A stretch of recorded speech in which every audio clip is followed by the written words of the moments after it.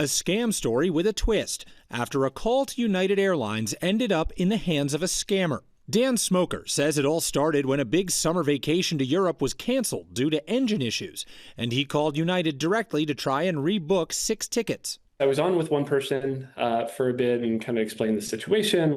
Dan says after a few minutes on the line, he was transferred to another representative, David, who offered to rebook their flights on another airline for $17,000.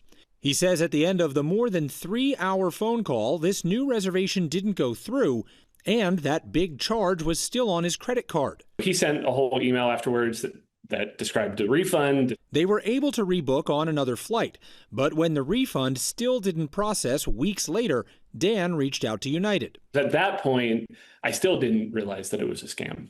Turns out United confirmed to ABC that their investigation found the initial United agent helping to rebook the flight Googled the other airline's number and ended up transferring him to a scammer by accident. United tells us they're currently working with Dan's credit card company to make it right. It's one thing to call the wrong number entirely and get scammed. It's another thing to call a trusted source or what you think is a trusted source and get scammed.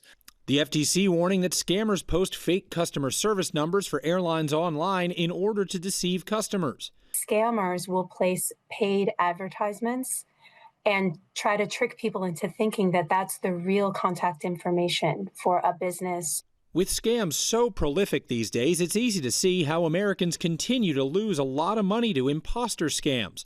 In the first half of 2025, there have already been more than 500,000 reports to the FTC, with $1.6 billion in reported losses.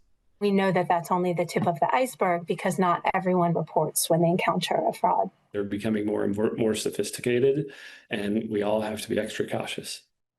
United saying in a statement, quote, "We have been in direct contact with the customer to understand what happened in this case, and we are reviewing this matter thoroughly, and we are committed to finding a fair resolution for him." But what a debacle to go through. He has to get his money back. I imagine he'll get that and a little bit more. Yeah, and he should also, another thing to think about here is use a credit card when you're booking, because if it's a debit card, it comes out of your account. Right. Yeah, Good tips.